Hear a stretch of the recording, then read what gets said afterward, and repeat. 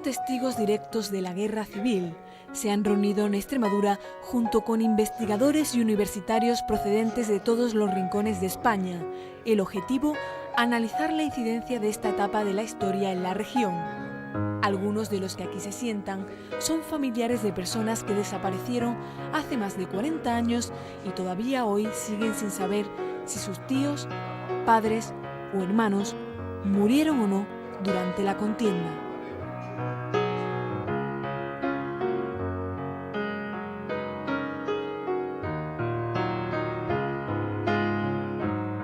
Y es que realmente en Extremadura todavía hay muchas fosas, hay muchas personas que fueron fusiladas del bando republicano y que siguen pues bajo tierra.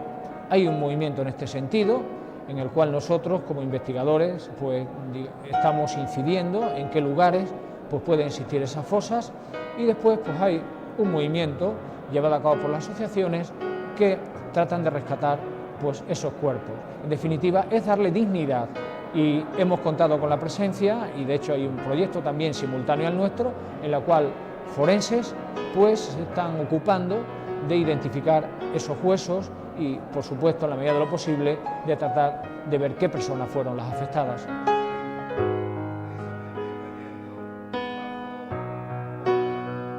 Sí, muchas veces me sueño.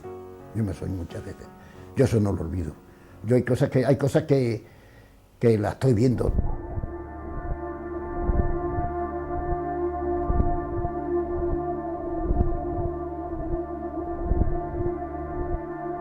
Yo la atrocidad más que este billón Castuera no la he visto en el mundo, ni en Alemania, no sé.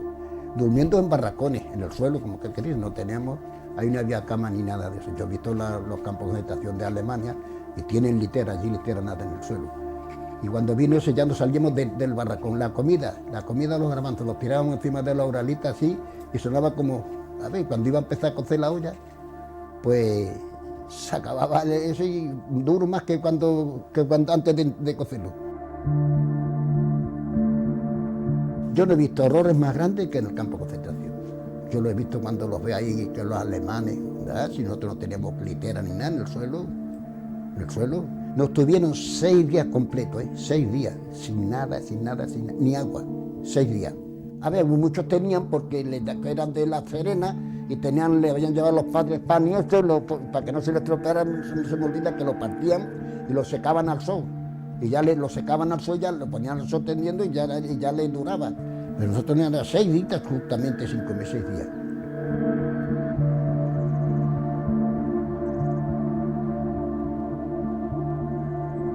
De eso no, el que salía no venía más, eso no cabe duda, porque nosotros veíamos venir del campo cuando venían los requetés con las boinas rojas y las mujeres, esos que se llevaban no volvían.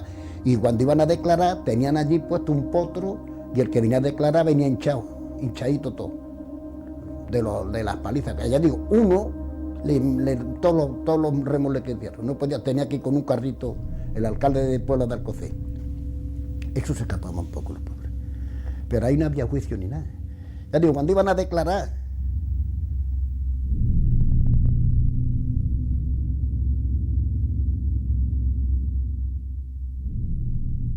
yo, que me va a tener ganas de morir, si esto que es lo que queríamos morir, que me va a tener miedo a morir, yo nunca, no se lo puedo jurar que nunca tuve miedo a morir. Una de las veces mi hermano, que me cago, digo, pues tírate ya, se tiró, nada más que se tiró, le pegaron 2 tiros, menos mal que se escondió, se dio la vuelta y se metió por la ventana, se le quitó la gana ya de eso, ya no tiene ganas de nada.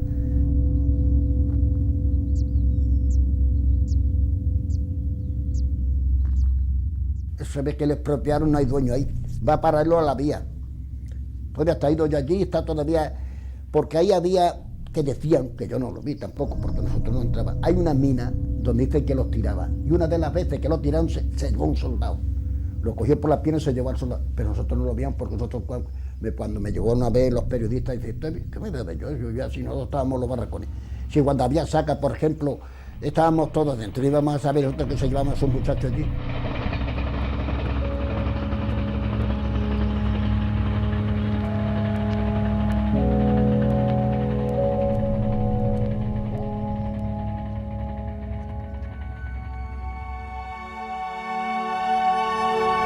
Pero es que hemos vivido en la ley del silencio. años y años y años y años. Más de los 40 años, más de los 40 años de dictadura, no se hablaba nada, no se hablaba nada. Yo recuerdo que cuando mi madre íbamos al médico, alguna cosa, y su marido, ¿de qué murió? Mi madre decía, consecuencias de la guerra. Nunca decía que lo habían fusilado, nunca hablábamos. Yo tengo amistades mías que no saben que a mi padre lo fusilaron. O sea, todo ha sido siempre con mucho secreto del miedo tan horroroso que todavía existe, ¿eh? Que no se ha quitado el miedo, que todavía hay mucho miedo. Y fíjate tú el tiempo que hace.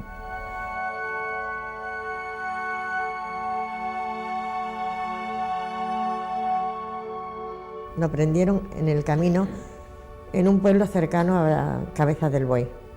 Un soldado le echó el alto diciendo que lo conocía porque mi padre había sido capitán en el ejército republicano. Y este soldado le dijo que había sido espía en ese batallón. Mi padre estuvo en la columna de cartón, en las 16 brigadas mixtas.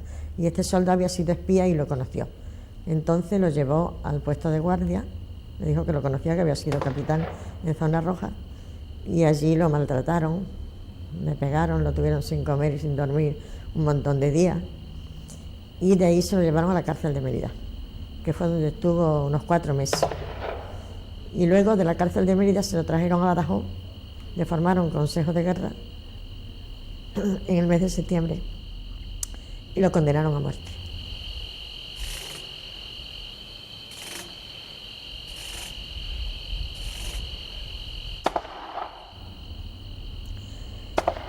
Fue horroroso. Íbamos a verlo y un día fuimos a visitarlo y nos dijeron que ya no estaba, que lo habían llevado a dar un paseo.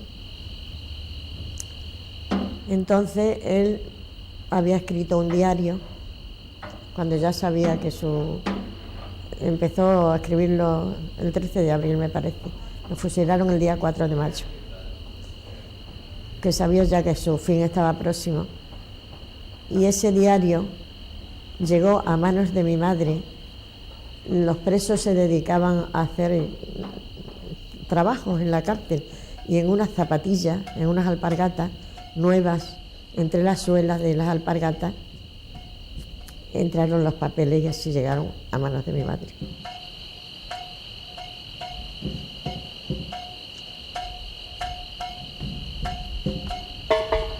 Mi madre los llevaba siempre consigo, doblados en una faltriquera y además borrosos, porque cuando los leía no podía contener las lágrimas. Y es verdad que todavía cuando los leemos se nos hace un nudo en la garganta, a pesar de que ha pasado tanto tiempo. Y entonces mi padre en esos papeles cuenta cómo lo apresaron, el trato que le dieron, y últimamente nos da consejos. A mi madre le pide que reivindique su nombre, y con este testimonio que yo estoy grabando quiero hacer un homenaje a mi padre y reivindicar su nombre.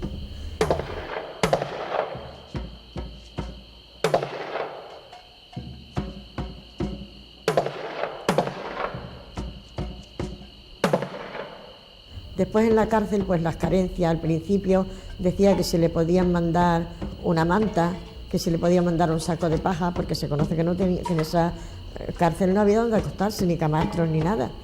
Y después ya nos decía que tenía un saco de paja y una manta, que había una presa allí que le sellaba la ropa. Pero un hermano de mi padre lo cogieron. A ese hermano de mi padre lo cogieron y le hicieron de todo. O sea, una crueldad tremenda, se saciaron con él. Lo crucificaron en la plaza del pueblo. Le hicieron barbaridades, le cortaron órganos estando vivo. Bueno, creo que fue horroroso.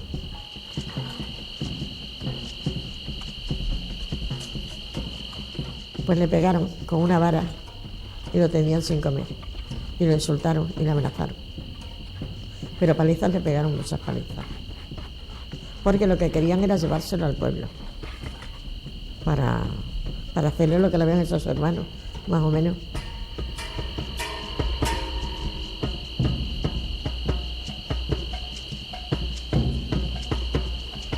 El terror de la dictadura fue tremendo. No sé si has visto La lengua de las mariposas.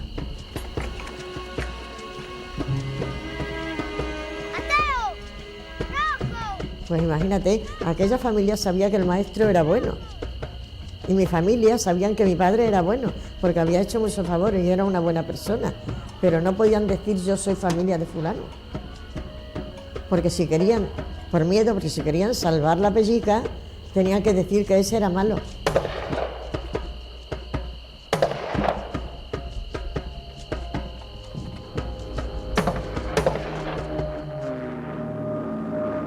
Cuando ya se iba a terminar la guerra, pues eso, el regreso y los bombardeos en Madrid, la estancia en Madrid, que todos los días había bombardeos, y nosotros vivíamos en un piso y mi madre nos tenía que bajar a los sótanos, porque si no eso, y a los 3 a la vez no nos podía bajar si el bombardeo era de madrugada. Nos tenía que bajar a uno, primeramente me bajaba a mí, en una ocasión me quedó en el umbral de la puerta de la calle y cayó en el mismo centro de la calle cayó una bomba. Menos mal que la bomba tenía un letrerito que ponía: camarada, no temed, mi bomba no explota.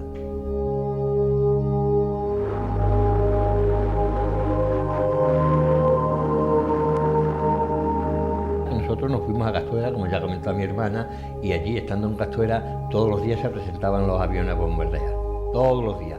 Y claro, allí no había refugio en Castuera, porque es un pueblo muy pequeñito, no había sótanos, no había nada, entonces teníamos que salir huyendo al campo de los aviones, porque claro, el bombardeo era al pueblo, a matar a la gente del pueblo, no era a otra cosa.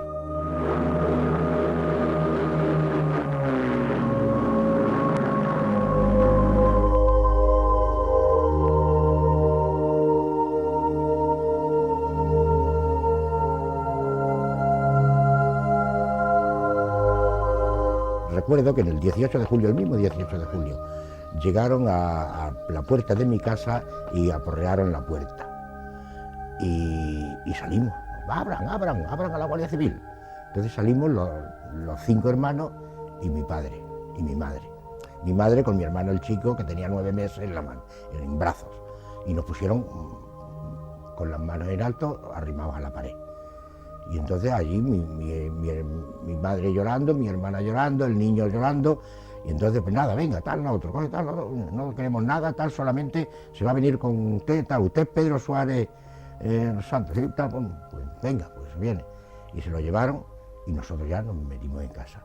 Y entonces lo tuvieron detenido en la zona, en Villanueva y zona de reclutamiento, tuvieron 2 o 3 días.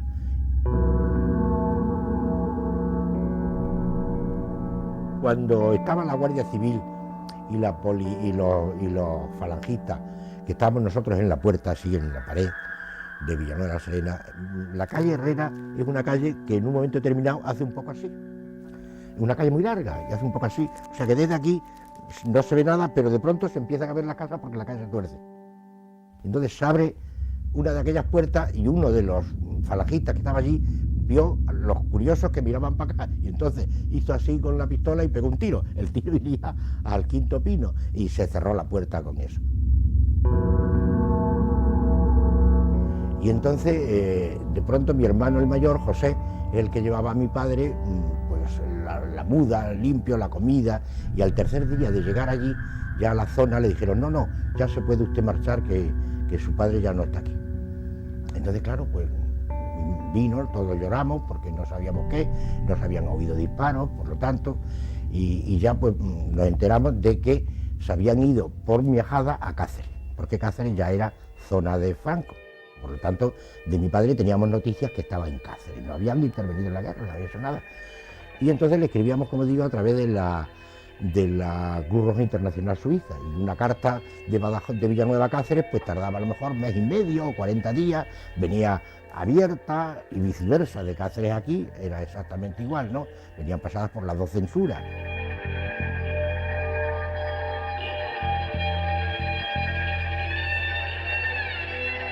Y que pasaban mucho frío, porque las ropas, por lo visto, que llevaban, pues no eran las idóneas para la... Y como estuvieron allí 2 años, pues claro, 2 años en Cáceres, en una prisión, pues era mucho frío, por lo visto, lo que pasaron.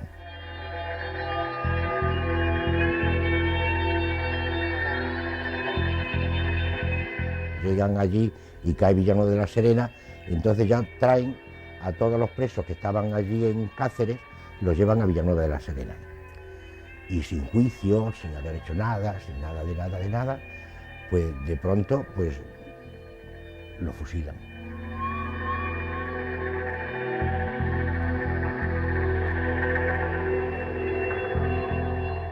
Cuando los fusilamientos, entonces había un hombre vendimiando que era del pueblo, y entonces él oyó y conoció y tal. Y tratan ahora de recuperar los restos para hacerles una tumba digna. Pero a nosotros nos gustaría recuperar los huesos y ponerlos en la fosa que corresponda, ¿no? Pero vamos, como dice en la Biblia, dejar que los muertos entierren a los muertos, ¿no? O sea que, pero siempre nos gustaría tener eso, ¿no? ¿Por qué no? Si en todos los sitios, por ejemplo, caídos por Dios y por España, fulano, caído tal, y su nombre está en las iglesias y está en todos estos sitios, pues los nuestros no pueden estar en ningún sitio. No sabemos ni dónde están siquiera. ¿Qué le vamos a hacer?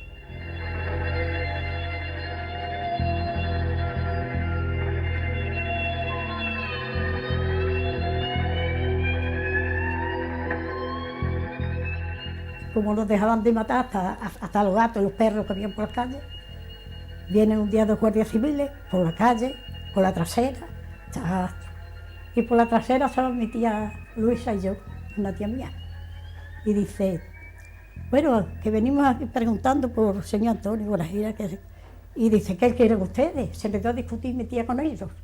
Y dice, señora, no se ponga usted así, que la vida de un hombre vale menos que la de un pollo. Porque un pollo se va a la plaza y se discute el precio.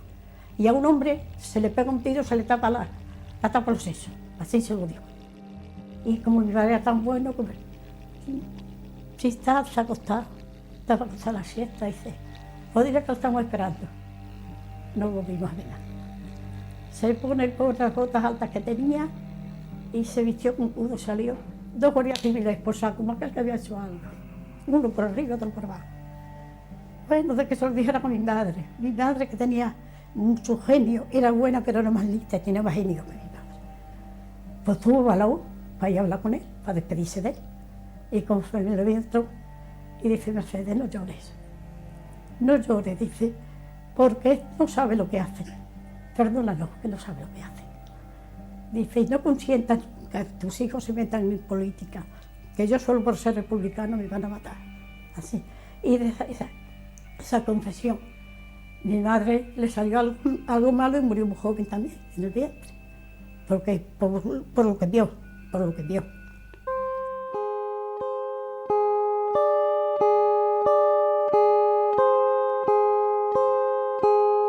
A la vuelta del cementerio los mataron a 3, aquella noche fueron 3. Y dicen el que los recogió que tenía mi padre una piedra en la mano. Cuando le dispararon, una piedra en la mano sería para tirar, pero los mataron. Y luego fueron unos primos hermanos de mi padre, y los recogieron en una sábana y lo enterraron en el cementerio, en el nicho nuestro.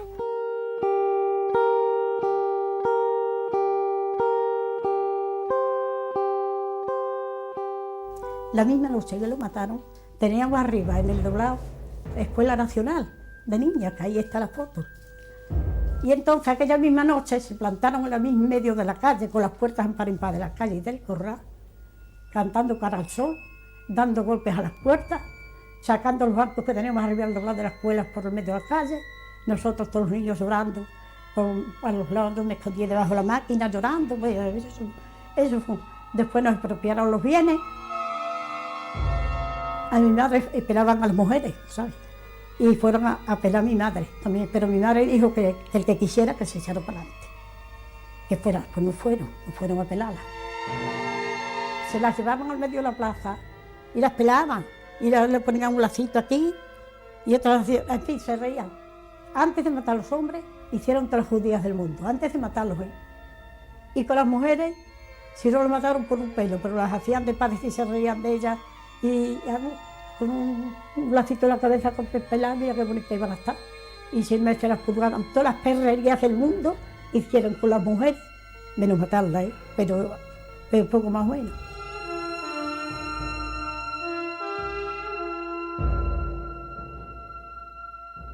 En el ayuntamiento abajo las pelaban pero completamente, como una bombilla. Y luego las paseaban por el pueblo y se reían de ellas.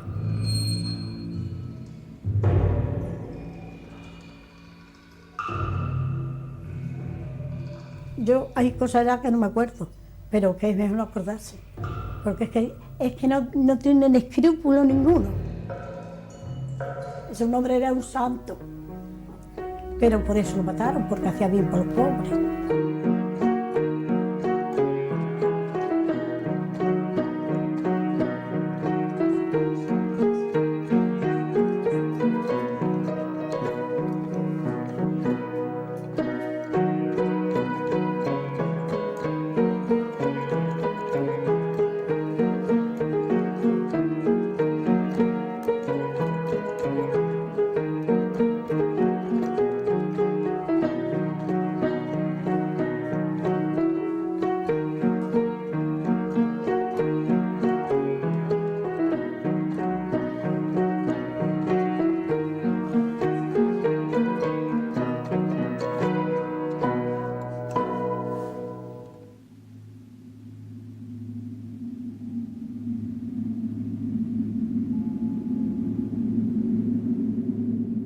Mi calle se salvó porque había dos viejas y eran de la familia de los matadores.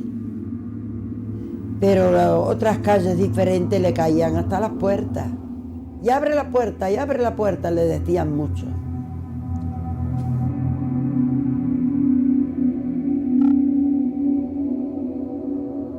Entonces ha llegado un camión y lo han aculatado a la puerta del ayuntamiento. Y allí han ido subiendo hombres y uno de los criminales pues le daba un porracito en la espalda a los que iban subiendo. Y en ese camión montó mi hermano.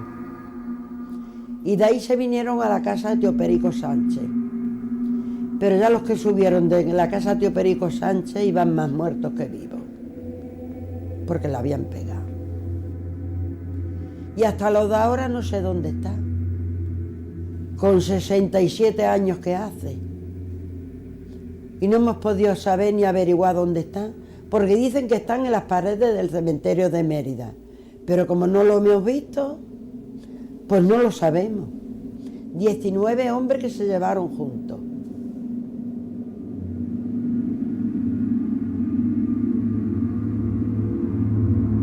Desde que yo llegué a casa, papá, que se han llevado hermanos Feliciano, lo estuvimos esperando a ver si es que volvían. No volvían.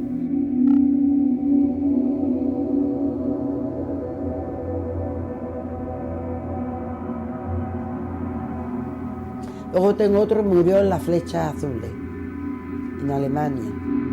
Pero ese no sabe la bala que lo mató, pero este sí, supo la bala que le apuntó.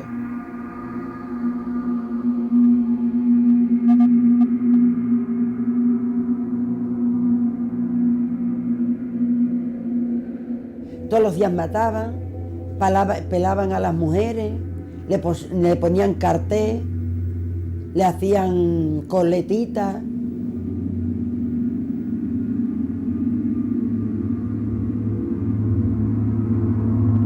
Que aquí mataron quizás más de 60 hombres en el pueblo este. Y un hombre que estaba subido en un árbol y estaba viendo cómo mataban a su hermano. Y temiendo que miraran para arriba le tiraran a él.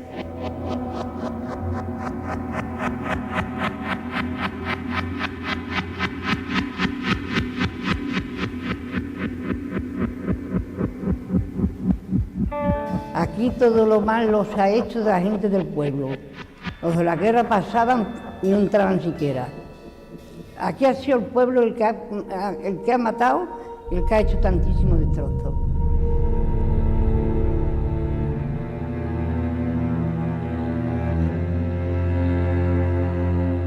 Se murió mucha gente de hambre aquí en Calamonte, se caían muertos en el pueblo de hambre. Y aquí se pasó muchísimo, antes y después. Porque después de la guerra vino también los sufrimientos, el hambre, la miseria, el no dejarte ni hablar.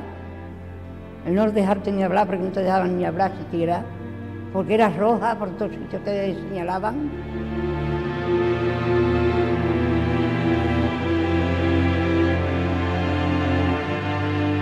Porque España estuvo muerta, nada más que teníamos piojos, miseria, sarna, todo lo que usted quería. Pinche, por donde quiera que iba. Esto era una cosa que el que no lo ha conocido no lo sabe, pero el que lo hemos conocido sabemos lo que es una guerra. Yo digo, no quiero guerra, quiero paz, no quiero guerra.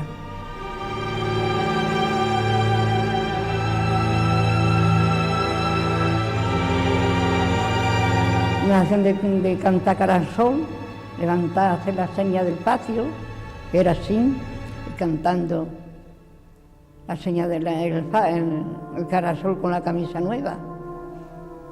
Y nos traían siempre perseguidos, siempre. Mi padre, el pobre, tuvo 5 años en el puerto de Santa María, y claro, nosotros no podíamos mandarle nada. Y el pobre pues comía hasta garbanzos con cocos y con palotes, le ponían y él se ponía a comer. Porque no tenía mucha hambre, para no morirse de hambre, porque comía los garbanzos.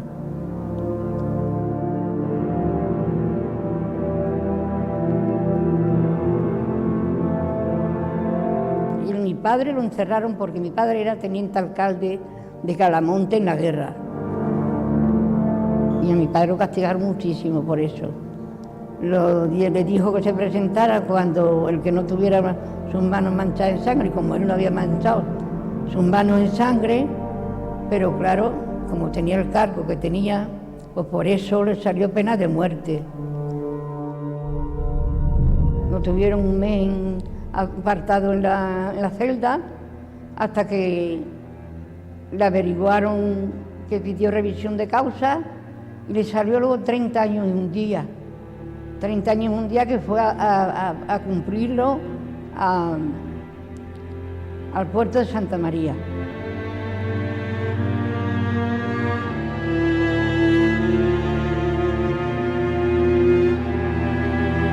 Lo tenían apartado en celda para matarlo, donde iban todas las noches los camiones y que los cargaban de hombres que nombraban ellos fulano de tal, ¿no? Y mi padre estaba metido en una celda también para que lo eso, todo un mes.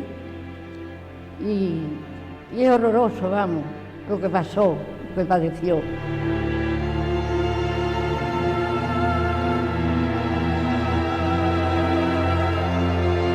No se me olvidará eso en la vida, ¿eh?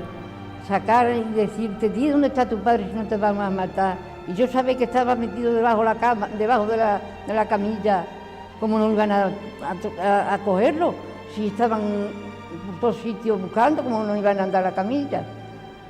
Y dinos dónde está tu padre y dónde no está tu padre, que si no te matamos, que si no te vamos, como lo cojamos, te matamos con él. Y yo llorando como una niña de 12 años, pero resistí y no le dije dónde estaba mi padre. Se fueron y luego ya no lo volvieron más a buscar, luego ya fue cuando vino esa orden y se entregó él en Mérida.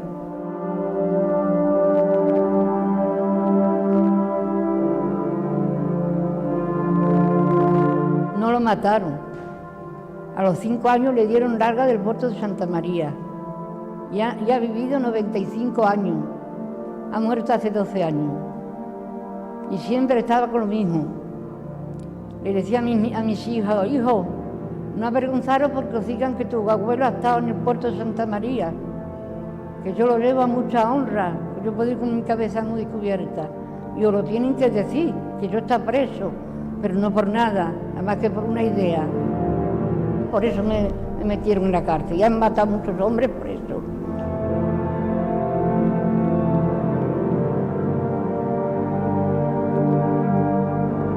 Yo donde quiera que voy diciendo que soy socialista. Y donde quiera que voy con un trapo colorado puesto. Yo me moriría diciendo salud camarada, con el brazo echado por encima, para arriba, como siempre lo hacíamos. Quisieran de mí luego lo que quisieran. Miedo no tengo ninguno.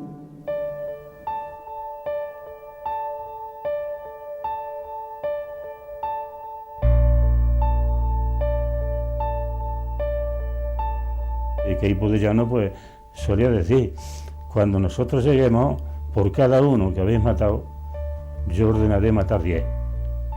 Claro, eso era venganza y revancha. Pero lo que no se debe olvidar nunca es que los que empezaron todos los males que ocurrieron en aquella época fueron los republicanos y socialistas. En una guerra civil no hay ganadores ni perdedores, son todos, o sea, pierden todos. Porque el que no lo habían matado, por ejemplo, los republicanos, luego lo habían matado los nacionalistas. Entonces se hizo tanto daño por un bando como por otro.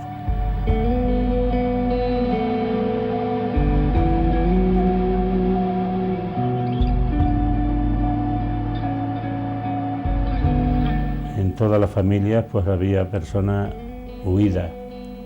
Los padres a lo mejor se iban a la sierra, huyendo de ser cogidos.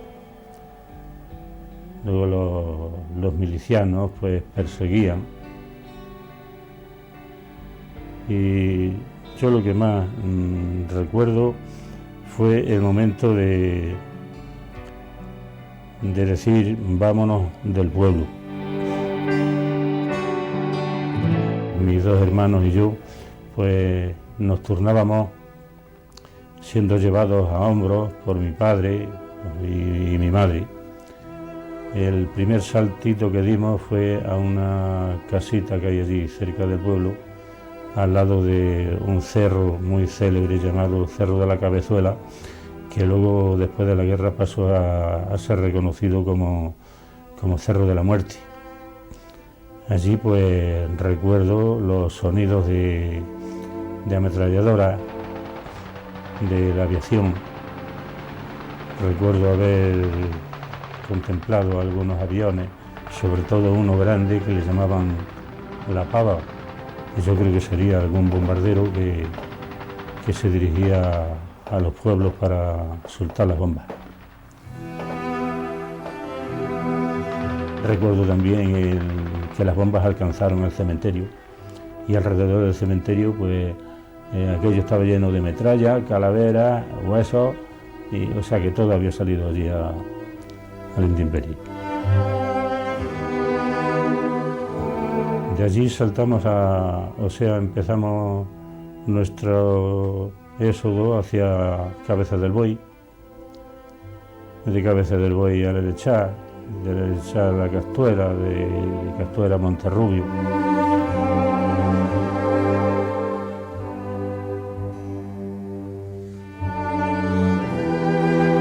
Yo recuerdo de que en alguna de estas idas hacia los pueblos nos encontrábamos con soldados, y de sus macutos pues nos daban alguna lata de conserva, y ya pues teníamos por lo menos para comer algo.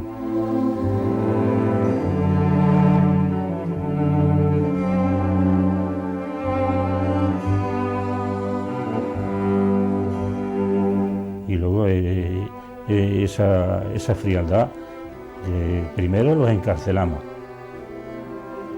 y luego pasamos por la cárcel. Venga, ¿a cuántos nos llevamos hoy? A 5, a 10, a 15, venga, a las paredes del cementerio. Los fusilamos y ahora venga, cargados al camión, y los echamos a los pozos de la mina, una mina que hay abandonada allí en el pueblo, y vale, allí nos deshacemos de ellos.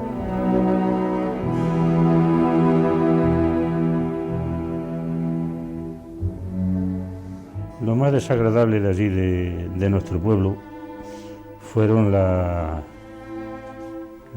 los fusilamientos y las palizas.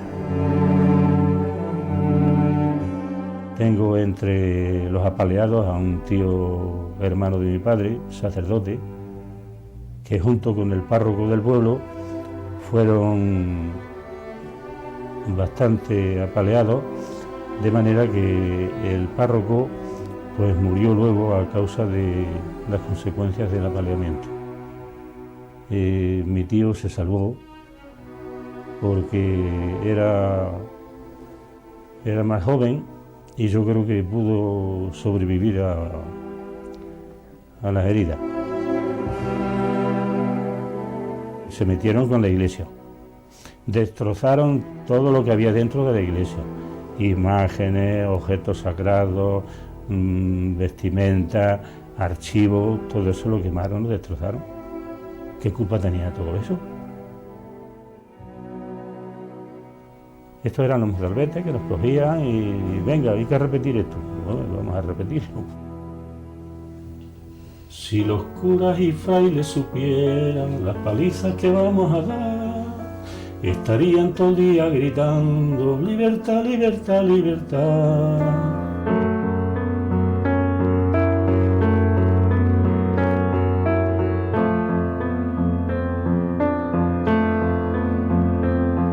Franco porque serví en el pardo con él. Él en el palacio y nosotros y yo en el regimiento de las misiones.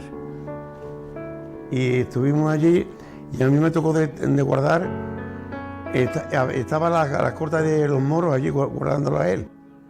Y nosotros, pues luego tenía una parte, una escolta que estaba yo en ella, precisamente guardando los moros porque no se fiaban de ellos. Alerta con los morros, no decían. que había que tener cuidado con ellos. Y era la escolta de Franco. Era Mora.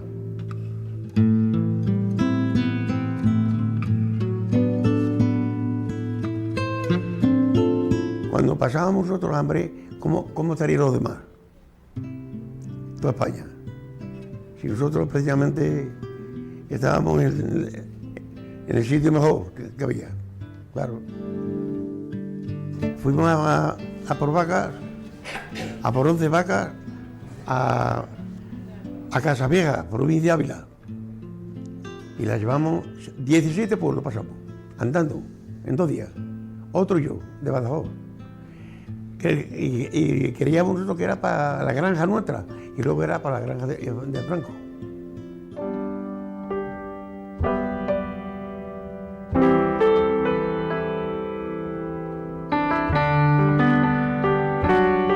La represión fue mucho más importante en la provincia de Badajoz, en toda Extremadura, pero fundamentalmente en la provincia de Badajoz, que en el conjunto de España.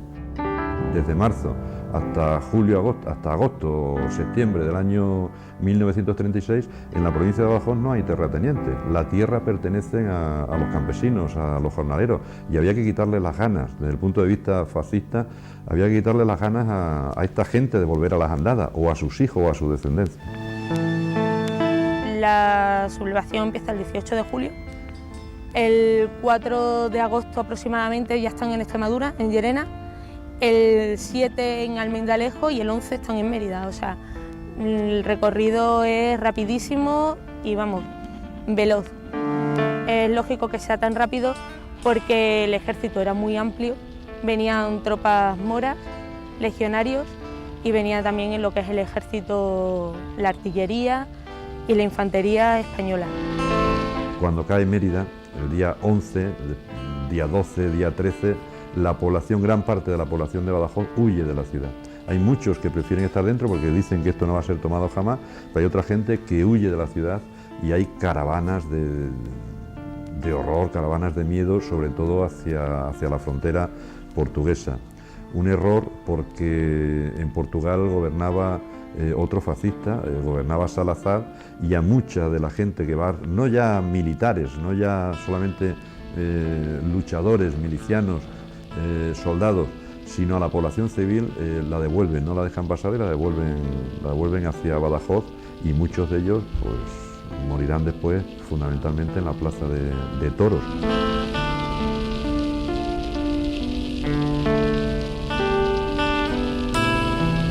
Eran distintas las tácticas, las estrategias. Por parte de la República no se quería eliminar físicamente al adversario, al enemigo. Se le detenía para que no luchara contra la República, pero no se le eliminaba. Por parte nacional era todo lo contrario. O sea, no se apresaba a nadie para mantenerlo preso durante mucho tiempo, sino si se apresaba a alguien era para matarlo al día siguiente o al otro. Esa es la diferencia, ¿no? Ellos no tenían apenas ni alimentación, ni higiene, ni nada. Bueno, a rasgos generales es como, bueno, eso que nos han vendido de los campos de concentración, ¿no? Exactamente igual, o sea, un hacinamiento, torturas continuas, sentir trabajos forzados, de ahí los trasladaban a otros sitios para que cuando tenían contacto con la familia dejaran de tenerlo.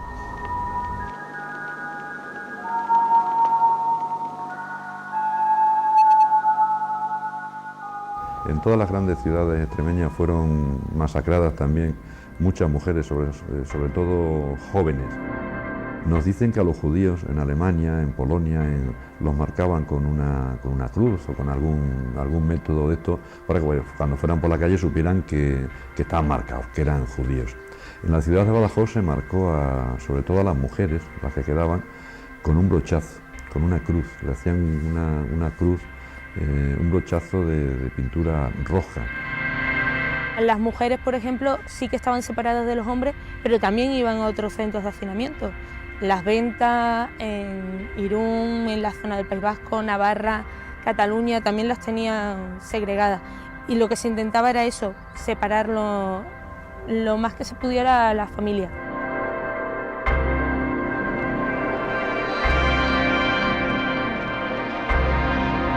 La fosa donde más cenizas hay en España es la de Badajoz. Está en el cementerio de Badajoz precisamente. Pero en el cementerio de Badajoz hay una fosa, hay un monumento que se hizo al principio de la democracia y puede haber cenizas de 3.500, 4.000 personas, se calcula, o quizás más. Esa es la fosa más importante, pero no se va a levantar, ahí no hay huesos, prácticamente no hay restos, solamente cenizas porque fueron quemados. Se rociaban con gasolina, eran tantos los presos que no daba tiempo a enterrarlos y eran quemados. Una fosa común tan grande pues es demasiado amplio para que vayan acumulándose cadáveres, entonces venían los camiones de la CAMSA, de las gasolineras, rociaban los cuerpos con gasolina, luego se les prendía fuego, lo que creaba en la ciudad un ambiente pues aterrador para aquellos que se suponía que tenían familiares que eran republicanos o que podían ser sospechosos de ser rojos. Hay gente de la Plaza de Toros que ha hablado, testimonios de la parte rebelde. De la otra parte es muy complicado porque no salía nadie de la Plaza de Toros. Quien entraba en la Plaza de Toros salía para la carretera de Olivenza. Salía en un camión del ayuntamiento y eran llevados a la carretera de Olivenza, al cementerio, el antiguo cementerio de Badajoz, donde eran amontonados, le daban fuego, echaban gasolina, le daban fuego y allí lo que están son sus cenizas.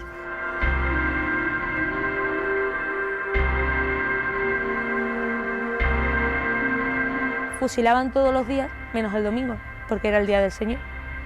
O sea, ese papel de la Iglesia dentro de las cárceles es muy importante, es decir, eran los curas los que les daban la extrema unción, eran los curas los que, bueno, les decían lo que tenían que estudiar, lo que tenían que leer, les explicaban por dibujo, porque muchos de ellos no sabían leer, cómo era el cielo, y dentro de ese cielo, claro, a la derecha estaba Dios, tampoco de una manera aleatoria, sino a la derecha estaba Dios y a la izquierda estaba el diablo, que era rojo, y iba con un cuchillo para matar a Dios.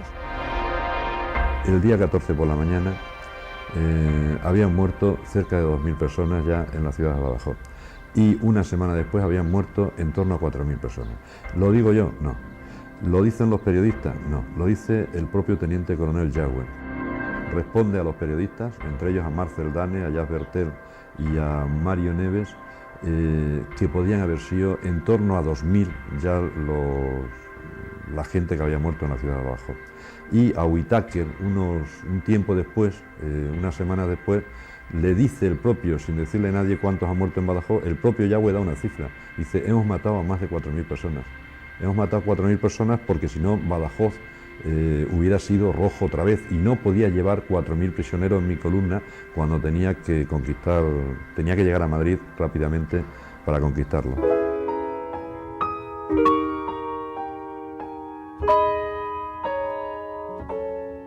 Lo que está más investigado es precisamente la parte más occidental, de la provincia de Badajoz. Y se está hablando en torno a 15, 20.000 personas 15, 20.000 personas en esta parte, ¿no? Son muchos muertos, muchos represaliados.